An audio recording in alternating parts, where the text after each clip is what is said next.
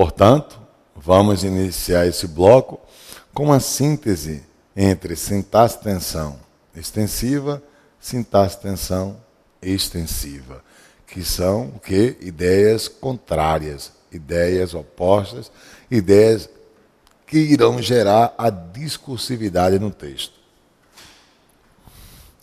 Sintaxe de tensão trata-se de tópicos na composição textual que se opõem.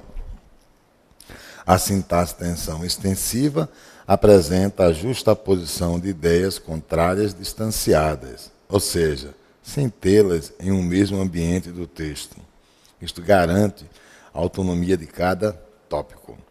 Quando você gera ideias contrárias, mas inicialmente cada um em seu ambiente, você quer garantir, sem dúvida, a autonomia entre cada referenciação que se opõe.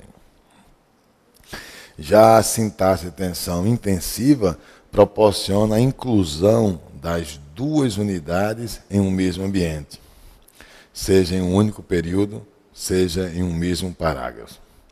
Isto feito, temos a quebra da autonomia das unidades e, seguramente, uma se sobrepondo à outra. Uma sobrepondo à outra. É aquele final do filme onde, vamos supor, o investigador, em combate direto com o quê?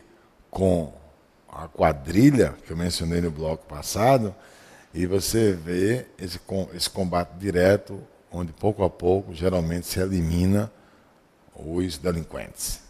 Né? Se eliminam os delinquentes são eliminados. Ok? É isso que você tem que observar.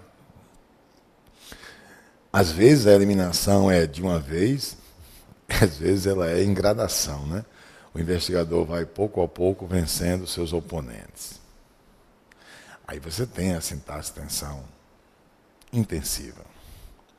Bem, vamos a um texto e observará você que esse texto vai trazer uma articulação que garante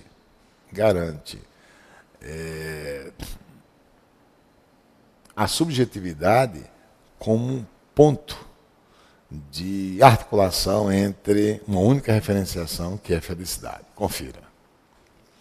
Será a felicidade necessária? Isso é, claro, mais um texto de prova pública que eu tirei justamente da prova de língua portuguesa. Será a felicidade necessária? Felicidade é uma palavra pesada. Alegria é leve. Pesada, alegria é leve. Já tem ideias contrárias. Mas felicidade é pesada. Quer dizer que a conjunção mas já é coerente em meio à sintaxe de tensão que há entre pesado e leve. Diante da pergunta, você é feliz? 2 fardos são lançados às costas do inquirido. O primeiro é procurar uma definição para a felicidade, o que equivale a rastrear uma escala que pode ir da simples satisfação de gozar de boa saúde até a conquista da bem-aventurança. O segundo é examinar-se em busca de uma resposta. Nesse processo, depara-se com armadilhas. Caso se tenha ganhado um aumento no emprego no dia anterior, você vai ver uma sequência de exemplos. O mundo parecerá belo e justo. Caso se esteja com dor de dente, parecerá feio e perverso. Mas a dor de dente vai passar, assim como a euforia pelo aumento de salário. E, se há algo imprescindível na difícil conceituação de felicidade, é o caráter de permanência. Uma resposta consequente exige colocar na balança a experiência passada, o estado presente e a expectativa futura. Dá trabalho. E a conclusão pode não ser clara. Os pais de hoje costumam dizer que importante é que os filhos sejam felizes. é uma tendência que se impôs ao influxo das teses libertárias dos anos 60. É irrelevante que entrem na faculdade, que ganhem muito ou pouco dinheiro, que sejam bem-sucedidos na profissão. O que espero, eis a resposta correta, é que sejam felizes. Ora, felicidade é coisa grandiosa. Esperar, no mínimo, que o filho sinta prazer nas pequenas coisas da vida. Se não for suficiente, que consiga cumprir todos os desejos e ambições que venha a abrigar. Se ainda for pouco, que atinja o enlevo místico dos santos. Não dá para preencher caderno de encargos mais cruel para a pobre criança. E aí vem a referência do texto. Por que eu selecionei esse texto? Você vai ver que a referenciação é uma só. Ou seja, o texto não traz progressão temática externa. O texto só traz progressão temática interna. Ou seja, o tempo todo se fala sobre uma única coisa: felicidade. Essa progressão temática não é externa. O texto não traz progressão temática externa. É um texto de uma única referenciação. Mas por que você trouxe? Justamente para mostrar que a única referenciação, ela vai proporcionar o quê? Referenciação é objetividade. Não se tem, retome esse texto que você vai ver, que não se tem uma leitura institucional sobre felicidade. Quando você entrega para as mãos da subjetividade a referenciação, então você está relativizando a referenciação. Repetindo, a referenciação única do texto é felicidade. E veja que cada um tem uma leitura de felicidade. Você viu e vai rever, retomando o texto, que ele usa muito conjunções subordinadas, condicionais. Conjunções subordinadas condicionais. Então, você tem, pouco a pouco, uma leitura da referenciação entregue aqui às circunstâncias. Né? As circunstâncias. Mas não se tem uma leitura institucionalizada sobre a referenciação. Toda vez, repetindo, que uma referenciação estiver entregue aqui a leituras circunstanciais, por não ter uma leitura institucional, você estará relativizando a referenciação. Foi isso que a prova cobrou na questão que segue. De acordo com o texto, eu pus na íntegra, a realização pessoal que geralmente faz parte da vida humana, como o sucesso no trabalho, costuma ser percebida como sinal de plena felicidade. B. As atribuições sofridas podem comprometer o sentimento de felicidade, pois superam os benefícios de conquistas eventuais. C, que é a resposta. Por isso que eu pus em vermelho. O sentimento de felicidade é isso que eu quero chamar a atenção. Ele é o quê? Relativizado. Porque pode vir atrelado aqui, que são as adverbiais condicionais no texto, as circunstâncias diversas da vida, ao mesmo tempo que deve apresentar constância. Ok? Ou seja, o texto, a prova pública de português cobrou neste texto, cobrou do candidato o quê? O articulador macro. Como o texto traz uma única referenciação, o autor garante a ela, que é a ideia de felicidade, garante circunstâncias múltiplas, circunstâncias diversas.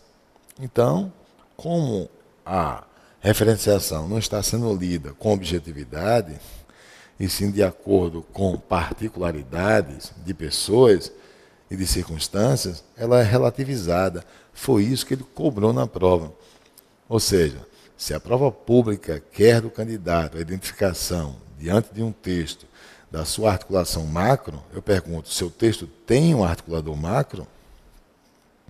E veremos, estudando que o assunto período dentro do texto, que o articulador macro pode ser uma relação de causa e consequência, pode ser uma ideia de oposição, pode ser uma ideia de alternância, pode ser uma soma. Se você escreve um texto e tem e lá adiante, além disso, mais adiante, mais MAIS, dando ideia de soma, mais adiante, não só, mais ainda, veja que esses itens todos convergem para a ideia de quê? De adição. Então, a centração temática do texto, assim como a ideia secundária, elas se envolvem com o quê? Com uma unidade que é a intenção sua em somar informações. Agora, se você põe num texto um porém, mais adiante, um MAS, mais adiante, por outro lado, mais adiante, ao contrário, veja que esses pontos de articulação, eles convergem para uma ideia de oposição. Seu texto tem que ter articulação macro. Okay? No caso, a sintaxe tensão seria esse segundo exemplo, onde você usou um porém, mais adiante um MAS, mais adiante, por outro lado, mais adiante, uma oração subordinada concessiva. Entendeu? Isso é articulação macro no seu texto. Vamos voltar e detalhar isso. A articulação micro e a articulação macro. Veja, eu digo, aspiro a conquistas sólidas. Eu tenho uma única oração. Ela começa com a palavra aspiro e termina com a palavra sólidas. Eu te pergunto, existe alguma articulação dentro dessa oração? Tem. Aspiro a algo. Então, essa preposição que eu estou grifando, a, ela está o quê? Essa preposição é o articulador ou a articulação micro. A articulação micro, o contexto é interno. A articulação micro, o contexto é interno. Veja que a preposição liga o verbo ao complemento. Assim como no exemplo 2, tem um medo de fantasmas, você tem a preposição de ligando o nome medo ao complemento nominal, fantasmas. Mas esse de é a articulação micro. Micro é a articulação interna. Tudo que for micro é interno. Quando eu digo quero que Mônica colabore, eu tenho um período composto. Primeira oração, quero. Segunda, que Mônica colabore. Trata-se de uma oração subordinada, substantiva, oração subordinada, substantiva, não é isso? Substantiva, objetiva direta. Lembra que o conectivo nas substantivas é conjunção integrante? Esse que é conjunção integrante. Ou seja, é um conector que liga uma oração a outra, mas está dentro do período composto. É a articulação micro. Já a articulação macro, está aí. É a articulação que garante a socialização entre as unidades temáticas na composição textual. Você lembra que nós vimos um texto, nessa aula número 1, onde você tinha o homem preso ao passado. E foi escrito um parágrafo contextualizando o homem preso ao passado. Depois surgiu um outro parágrafo, o homem liberto, ideias contrárias. Lembra? Então, se eu disser para você, a menina saiu muito cedo de casa. Ponto. Porém, chegou atrasada à universidade. Quem sai muito cedo não espera que chegue atrasada. Então, eu tenho ideias contrárias. A segunda oração está coordenada à sindética à anterior. Mas se no concurso público você escreve um parágrafo, D1, e logo abaixo um segundo parágrafo de desenvolvimento, D2, e eu perceber que o seu segundo parágrafo se opõe ao primeiro, eu não terei mais uma oração coordenada à anterior. Eu tenho um parágrafo coordenado adversativo ao anterior. Percebeu? E aí, meu patrão, você observa o quê? Você observa que a articulação entre os parágrafos contextualiza a ideia de oposição. Essa é a articulação macro. A articulação macro não é interna, é externa. É a articulação que irá garantir o quê? A relação entre as referenciações. Quando o concurso público diz para você, escreva sobre X, sobre Y e sobre Z. Assim, ó. Vem comigo. Escreva sobre X, sobre Y e sobre Z. Antes de escrever qualquer informação objetiva sobre, eu tenho que parar. Não faça introdução, não faça introdução. Escreva sobre adesão fiscal, escreva sobre evasão fiscal, escreva sobre ética nos tributos. 3 itens. Qualquer item, escreva sobre X, Y e Z. São itens bem comuns que você vê na legislação que você estudou para o concurso público. Antes de escrever qualquer coisa, você tem que ver coisas como, deixa eu mostrar para você. X é uma causa. Y também é uma causa. E Z é a consequência. Então eu vou ter duas causas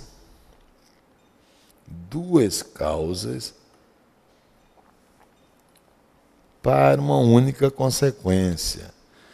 Quando você se detém em cada causa, ao relacionar essas causas, eu percebo que elas se opõem ou se alternam. Entendeu? Ou se alternam. Vamos supor, se opõem. Então você vai dizer a mim que existe uma sintaxe de tensão entre as causas, mas que ambas geram o quê? Geram uma consequência. Quando você se depara com essa articulação entre as referenciações, X, Y e Z, você tem uma estrutura sistêmica na mão. E você tem que jogar no seu texto a informação objetiva sobre cada item, mas contextualizada nessa articulação que você percebeu. É isso que o concurso quer, meu patrão. Ok? E não você, separadamente, escrever sobre cada item sem fazer o quê? A articulação entre os elementos. É o que ocorreu, permita-me, aqui nesse texto. Lembra? Eu tenho ideia, tenho uma introdução no início, que é esse parágrafo, que eu vou desenhá-lo aqui, pintando de amarelo. Depois o concurso veio com o texto trazendo X e Y após a introdução. Eu percebo que os dois parágrafos se articulam por oposição. Então, Y é adversativo a X. E que vai ser retomada aqui, ó, lembra? No que eu estou desenhando, pintando de amarelo, pela segunda vez, ó, X mais Y. Então, essa é a articulação macro. Então, tanto a introdução tem que antecipar essa articulação de maneira concisa, como ela tem que estar presente no desenvolvimento. Então, o que é a articulação macro? É a articulação que garante a socialização entre as referenciações. É para você entender assim, permita-me. Do mesmo jeito que eu me relaciono com pessoas ao chegar a uma loja para comprar, sei lá, uma determinada roupa, e eu me dirijo aos que trabalham na loja com o cumprimento, é uma relação que eu estou mantendo com alguém.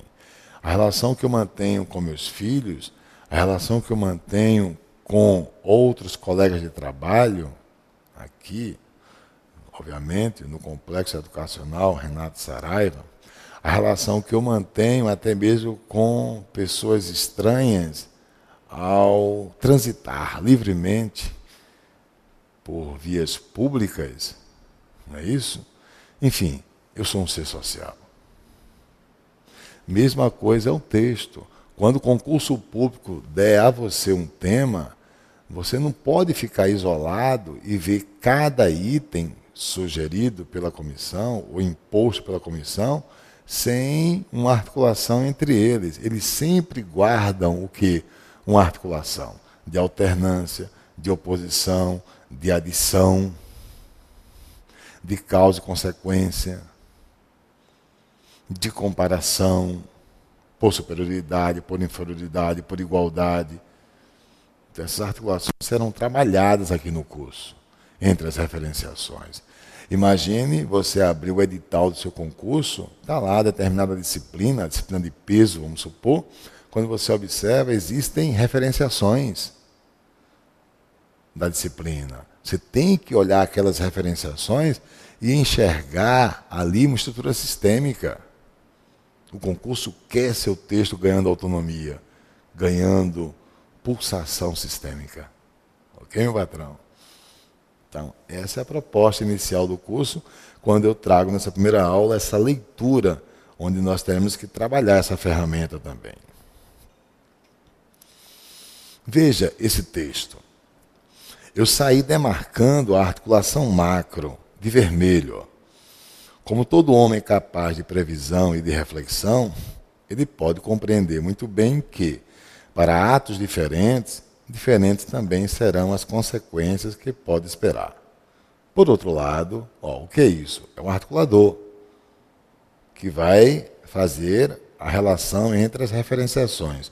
Por outro lado, esse homem não se deve imaginar como sendo um joguete de forças externas, mas, ao contrário, olha a articulação, deve admitir que, em grande parte, é o artífice do próprio destino. Por essa razão, entende Lévi-Blum que a prudência e a previsão passam a se constituir em um poder passível de ser exercido a partir do momento em que se instala no homem a noção de responsabilidade. Todavia, isso é o autor entrando no texto e fazendo a articulação. Essa noção ainda é muito rudimentar, despojada, que é de qualquer componente moral, sendo exclusivamente produto da experiência, o que significa ser determinada pelo mundo sensível. Porém, isso é a articulação macro. A partir do momento em que, então, todo o ponto de articulação no texto, ele surgiu através de itens que eu pus em cor vermelha. Ok? É muito importante você compor um texto, então retome a leitura ciente de que a articulação macro proporciona a socialização entre as referenciações. E não colocar as referenciações isoladas, sem estrutura sistêmica. Ok? Vamos lá. Vamos para a anotação. O articulador enunciativo da unidade do texto. Bem, existe na composição textual o articulador que materializa a intenção do autor. Entre essas articulações macro, aquela que se evidenciar é a chamada articulação enunciativa da unidade do texto. Pois bem, ele, quando identificado pelo candidato ou leitor, facilita a pergunta comum das comissões. Qual a intenção do autor em seu texto? Bem, a intenção está na articulação macro que mais se evidencia no texto. Então, o que é o articulador enunciativo da unidade do texto? É o articulador macro em evidência. Ok? Que pode ter mais de um articulador. O que estiver em evidência é aquele que sinaliza a intenção do autor no texto. E aí você tem um tempo livre. Ó, esse texto, leia, você vai perceber que ó, eu pus em vermelho, ó, opõe-se, ó, oposto, oposição, mas, tá vendo? Mesmo onde o encantamento se atenua, isso é o início de uma oração subordinada adverbial concessiva, tá vendo? Mas, ao contrário, tá vendo? Não livre, e tem a ideia antes, livre, no texto. Não liberdade, e tem a ideia liberdade, no texto. Ó, isso é, ó, mais lá embaixo, veja que todos esses pontos em vermelho, eles convergem para uma ideia de oposição. Isso é o articulador macro-enunciativo da unidade do texto. Que eu deixei aqui para você, claro, para nós trabalharmos esse texto a partir da segunda aula, já tentando passar para você como se dá a composição do texto. Então, fica como dever de casa esse texto, esse aqui, ó. Durante todo o curso vai ficar um dever de casa, viu?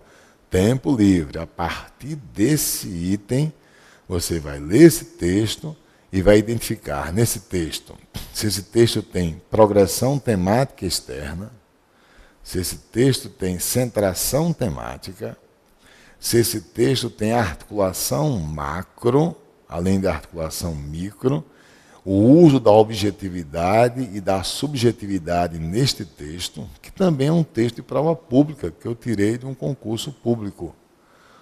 Ok? Pega esse texto e tem esse texto como referência para o início da próxima aula. Já na próxima aula, permita-me, eu vou pedir a você uma coisa. Não escreva nenhuma redação ainda para mim. Que as 2 primeiras aulas sejam as aulas que irão constituir um ponto teórico sólido para você começar a compor o seu primeiro texto. Eu espero para você aguardar a segunda aula. Após a segunda aula, você tire, essa é a minha indicação primeira, tire da internet uma prova da sua comissão, que você esteja voltado a ela, a essa comissão X, Y, a que você estiver voltado, você tira uma prova pública e escreve. Ou você cria um tema que você considere mais interessante e escreva. Mas quando eu for ler o seu texto, a partir da terceira aula, você vai procurar fazer a primeira redação. Procure trazer em seu texto predominância de objetividade. Ponto 2. Progressão temática, externa e interna. Centração temática. Discursividade ou argumentatividade no seu texto. Ok? E aí você vai se utilizar para compor a primeira redação a partir da segunda aula ministrada. Esse aqui, ó. Anote. Edivaldo, eu vou te dar o meu e-mail. Edivaldo Ferreira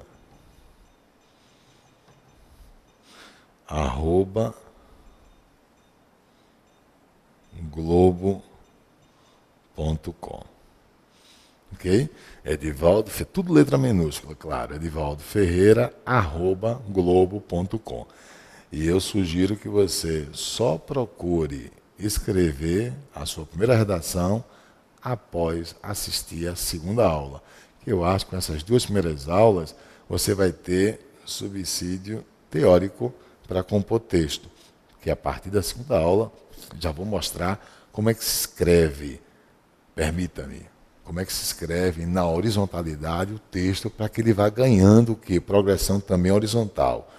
Imagine você escrever um parágrafo assim, iniciar com afirmação objetiva, depois justificar a afirmação objetiva, após afirmar e justificar, você chega com exemplificação, após exemplificar, você chega com o quê? Com uma suposição objetiva, gerando uma consequência objetiva, E, enfim, uma conclusão. Repetindo, qual o tema que não poderia ser decantado nesta equação? A afirmação objetiva, seguida de uma justificativa da afirmação, tudo com objetividade. Depois você viria com a exemplificação. Depois de exemplificar, você viria com o quê? Com a suposição objetiva. Tudo isso eu vou detalhar na aula 2. Seguida de quê? De uma consequência objetiva e fechar com uma afirmação objetiva. Está aí um parágrafo, onde a afirmação objetiva número 1 foi o teu tópico frasal. Bem, mais detalhes, aprofundamentos sobre isso, sobre essas plataformas, a partir da aula 2. Um abraço, foi bom tê-lo comigo, ok? Até a próxima aula.